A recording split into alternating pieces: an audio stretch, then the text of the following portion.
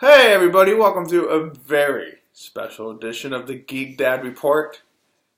Because my sweet little girl right here has been desperately asking to do an episode. She came up with her own idea. Finley Thomason, what is the title of this episode?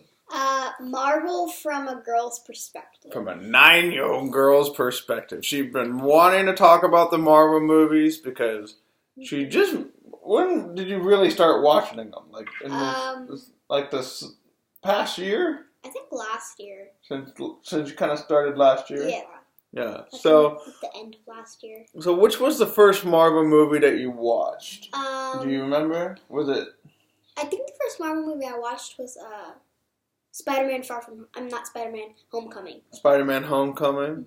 Mm-hmm. Good first Marvel movie. But she wants to talk about some of her favorite Marvel movies, what she thinks about them, and her perspective. Because, she's a 9-year-old girl, and girls love Marvel movies. Isn't that right? Yes. Would you say a lot of girls at your school like the Marvel movies? Not a lot of girls. Some girls. Some do? Yeah. Okay. Well, I know that my good co-host Brian's daughters do love the Marvel movies. So I'm really hoping they will like this as well. So, Finley, the first one that you want to talk about, what is it? Spider-Man Far From Home. All right. What's your perspective? I think it's actually very interesting at the end that the whole time it was... Wait, hold on. We don't want to spoil the movie for people that haven't seen it yet. So you don't want to go... We'll do a little bit of... She's going to be a little bit of practicing here. So we shouldn't spoil the movie for people that haven't seen it. So what is... we'll rewind. Finley, what is your perspective on Spider-Man Far From Home? I think it's actually a very good plot of the movie. Mm-hmm. That Spider-Man really doesn't want to be Spider-Man. He doesn't want the responsibility, yes. Right? And that now Iron Man is dead. Spoiler alert! No Iron Man! I don't know what you're talking about! If you have not watched any of the Marvel movies lately, why are you even watching this? So, should we just dump the whole spoilers thing? You know what? Finley's gonna spoil stuff for you. Okay. How about that? So, Iron Man is dead.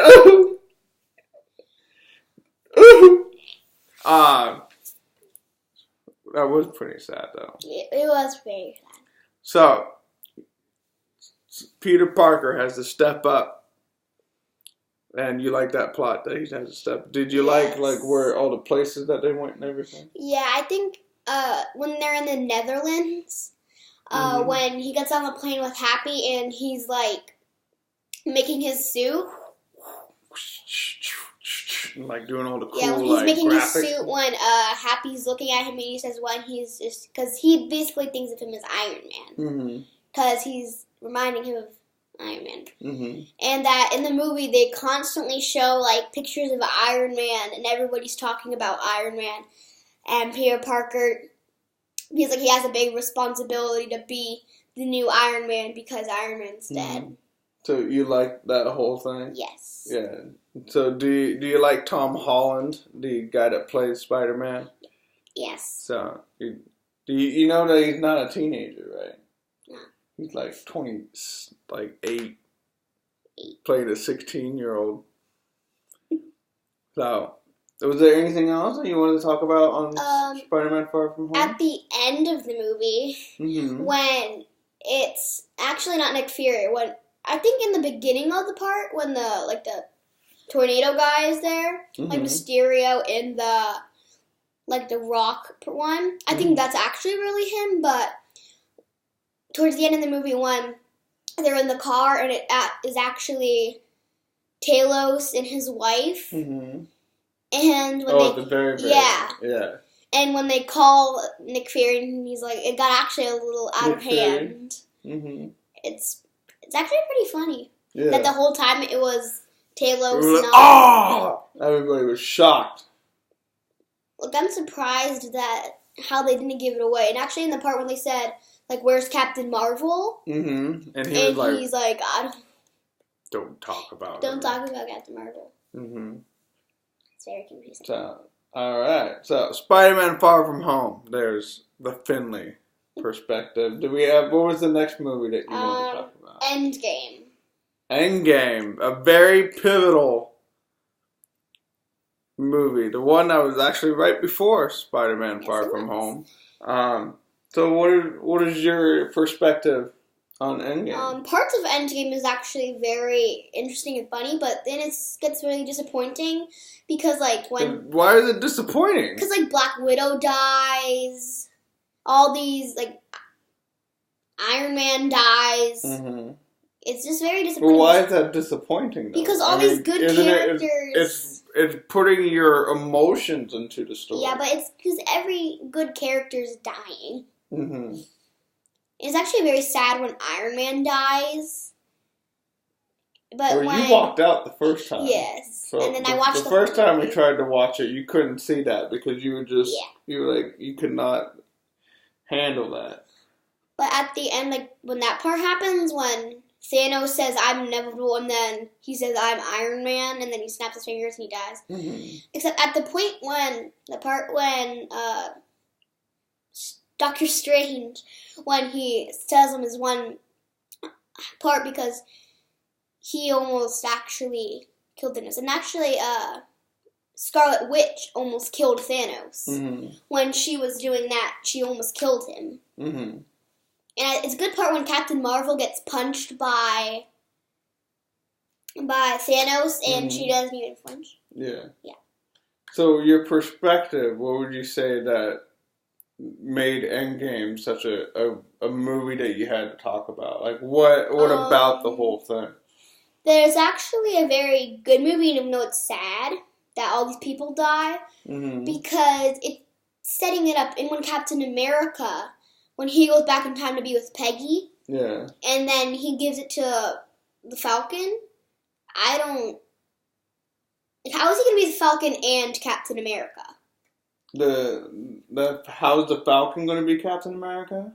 Yeah, being Captain America and the Falcon. Well, they're going to do a TV show that's called The Falcon and the Winter Soldier. And they're going to kind of tie in, like, all that for people that don't read the comic book. Okay. So what do you think is your overall perspective, other than that you said the movie's kind of sad? Do you like it because it finishes everything that all the Marvel movies had started? Yes, because it finishes everything. Mm-hmm. So from your perspective, you would say it's one of your top movies? Yes. The Marvel one? Yeah. Okay. Is there anything else that you wanted to say about it? I have a question. Would Captain Marvel be able to hold Thor's hammer? Was Captain Marvel able to what? Hold Thor's hammer. In the movie she doesn't. Yeah, but would she be worthy to hold it? That's something to find out in the next Thor movie. Who gets to hold Mjolnir? Doesn't, So is she worthy, is your question? Yes. Honestly, I have not gone through enough of the comic book stuff to know if she is worthy or not. But we know Captain America is. Yes, you know Captain... And Vision. Mm-hmm. Yeah, and Vision, because he handed the thing over to him. Mm-hmm. Well, do you want to bring up that? Because I think the next movie was... Yeah, Ultron. Yeah, so... The next movie that Finley wants to give her perspective, probably the one that we've watched a million times. I don't know why. We watched it a lot. You keep picking that one out. So, like, we'll just do like, hey, let's watch a movie, and Finley picks Age of Ultron for like, the 50th time. I can't complain. But, so Age of Ultron, which I think the most watched Marvel movie that you've had. So what's your perspective on that one?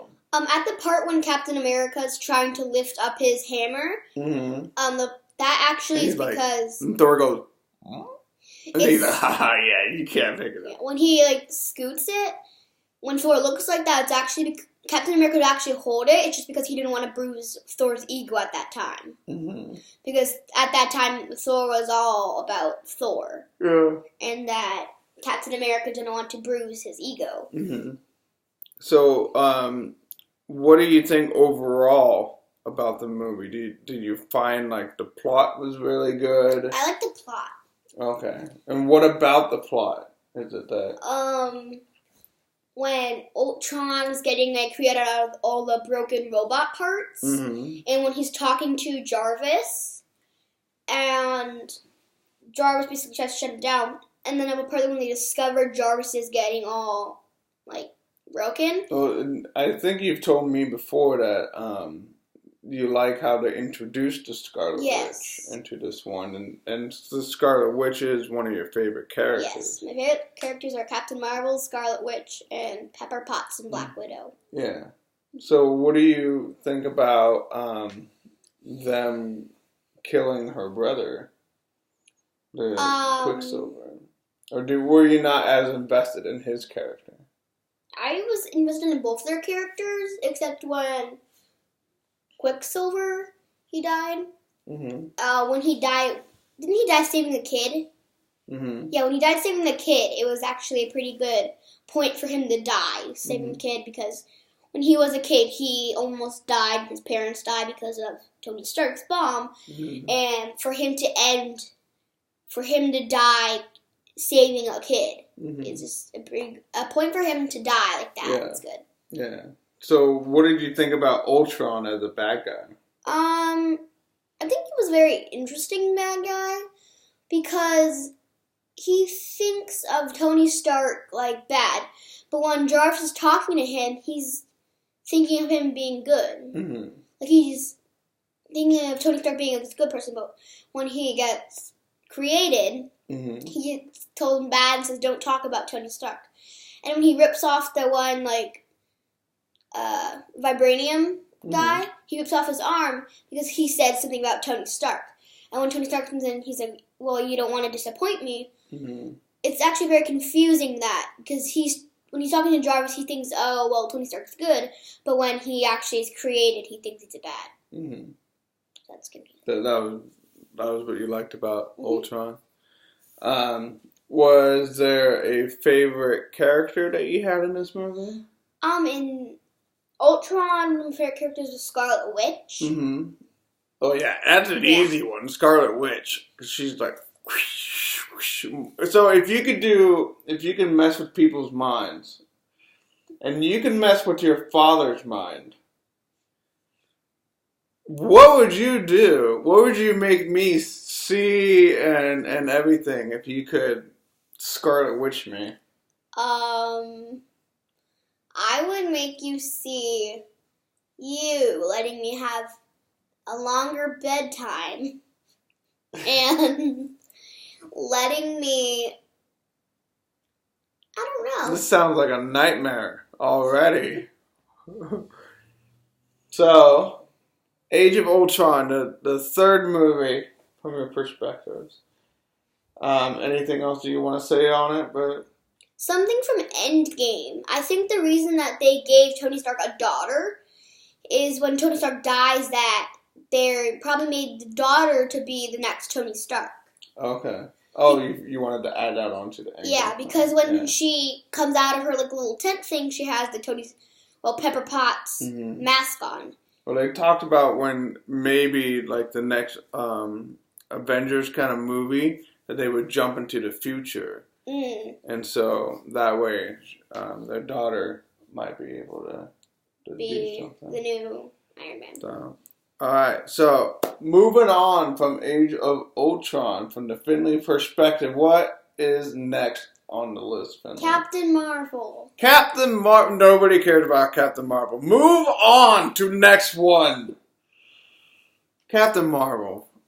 The first female-led Marvel superhero movie. Finley, what is your perspective? I really like Captain Marvel. Why do you like Captain Marvel? Because the whole thing about Captain Marvel, like, in the part when, because she didn't really have a good relationship with her parents, and at the part where they show her all the flashbacks when the Talos's people are messing with her mind, and it shows all the things from her past when she's like a kid, teenager, adult, and when everybody's like, oh, haha, you can't do that. And then towards the end of the movie, when they show her getting up every time she got knocked down. Yeah, and she gets up. I think that's a really good part of it. And one of my favorite characters from the movie, besides Captain Marvel, was Goose. Because actually, Goose is a good part of the movie, because if he hadn't eaten the Tesseract, when the people came to try to get Fury and the one lady, they would have had the Tesseract and got back from jail. And when the Flurgan Goose, he eats all the guards. It's a really good part of the movie. Yeah. So, I want to go back to that scene where, you know, they're showing how she's just been knocked down throughout everything in her life, and then she stands up. And I'll be honest, as a dad, like, I got the chills, like, you know the chills that kind of go up your spine, like when, you know, something, you know, really affects you like that. What was the feeling that you had as a young girl, like watching Captain Marvel? You know, all these people saying that, you know, you can't do this, but then she stands up and she you know, believes in herself. And she starts kicking everyone. But how did that make you feel? I really liked that part. But how did it make you feel? It makes me feel very good. Like, I could do something like that. And towards the end of that scene, when Captain Marvel gets like all her power out of that point, and like the little thing like that she has like bursts, and then when the one Kree guy tells her, oh, don't use your emotions. Like, emotions make a warrior bad. He was trying to hold her back. Yeah. And when he said, like, control it, like when she got angry and she would use her power, and he would keep telling her, control your powers, that actually made her weaker. And at that point, when she's, like, harnessing all her power, and she just goes around, like, using her photon beam hands. Yeah. So did that movie, like, make you feel, like, strong? Yeah. Like, made you feel, like, empowered? Like, you're, like, I can do, girls can kick just as much butt. And stuff like that. So would you say that was your favorite movie so far out of all of them? Yes. Yeah. That and Endgame. That one and Endgame. Alright. So was there anything other on the Captain Marvel perspective that you wanted to go in on? Maria Rambeau. When her and Maria Rambeau, Captain Marvel and Maria Rambeau, when Maria Rambeau has her daughter, and at the one point when they're like looking at the stars and they're doing the flashback, and towards the end of it, when she's like picking the color for Captain Marvel's suit, I think it's actually when she's like making all the different colors. I actually really like that part because she was just messing around with her suit. You would want to do that. I can see you, like, because you're such a good artist and you always are trying to design things. Yes. I can see you, like, trying to make the suit. Out of all of them, the one I liked the most was, like, the neon one that was, like, lighting up, except that would not be good for her. Like, when she's flying around, she's in this giant neon suit. Yeah. So, was there anything final that you wanted to say for Captain Marvel? I like Captain Marvel. Does it make you want to get a cat? Cat. You don't want a pet cat? I want a Flurgan. Oh, okay. So, is there any other movies that you want? Guardians of the Galaxy 2. It's a very old movie. Do you want to do that one, or do you want to end it at Captain Marvel? I'll talk a little bit about Guardians of the Galaxy. Okay. Alright. I actually really liked that movie with Baby Groot. And like at the beginning, yes. Baby Groot. The cutest of all. Well, I don't know. Was he really a baby or was he? Yeah, I guess he was a baby. He's a toddler. Because Yeah. when he's a baby, he's in the plant thing. In the beginning part when he's dancing, and then when he falls on the radio and he like looks at him, it's really cute. And I gotta say, one of my favorite Baby Groot scenes is when they're locked in the cell. Yes, and he brings them like the toe, and they're like, "How'd you get a toe?" They're trying to get him to go find the fin that goes on the guy's head, and he brings Baby back Groot like keeps bringing back the wrong he stuff. brought back a desk. He brought back a toe, and Rocket said, I hope that you have like a refrigerator filled with severed toes. Now, have you been able to watch the part where they're all starting to get trapped by the planet?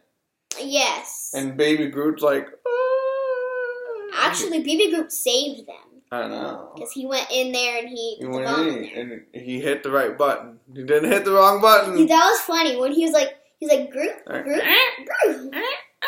Like, no! Yeah, That was a very funny part. Baby Groot is one of my favorite characters. He's very funny. Yeah, I think Baby Groot sold a lot of merchandise for Guardians of the Galaxy. I went on Amazon and there's like a little dancing Baby Groot. So what about the whole story of that one? Or are you just wanted to talk about you like your perspective on Guardians of the Galaxy 2 that Baby Groot sold the whole movie for Baby you? Groot did Is sold. that pretty much what you have to say? Baby Groot. What about Gamora and her sister, like, figuring Nebula? Oh, Nebula, sorry. Gamora and Nebula. Mm-hmm. I actually really like Nebula. You do? Yes. Yeah. And why is that? Because she had like all those pieces taken off and she put back together. And in that movie, she's actually very interesting because she's like, and at the part when she's talking to like the one guy, and when she's about to get the ship and the money, and she's like, every time I would battle Gamora and I would lose, Thanos would take out one human part of me. And she said, first my brain and my eyes, and that would hurt very bad. What if I only have one eye? Then you get one eye. Yeah. Alright. Well, I cannot be cybernetically enhanced. So Guardians of the Galaxy 2, Baby Groot, and Gamora, or Finley's, her perspective, and those are the two best parts of the whole movie. One person I like is Mantis. At the part when they're on like the big like circle ship, and she's with the one like red guy. Drax? Yeah, Drax. Yeah. And she's like puts it on his head and she's like laughing. That part's really funny. When they're all like laughing. Yes. That was a good part too. And then she's like staring at him. I like Mantis. I think she's pretty cool. She is very nice. I like her. So, alright. Anything else that you want to add about Guardians of the Galaxy 2? Baby Groot sells the whole movie. Baby Groot, dancing Baby Groot. Alright, nobody wants to watch me dance. Alright, so I think that's a very good first episode. The first of many episodes that we will be featuring Finley. And we'll just find some stuff to talk about. We'll get the Finley perspective. Maybe that can be, you want to call it that? Finley perspective. The Finley perspective.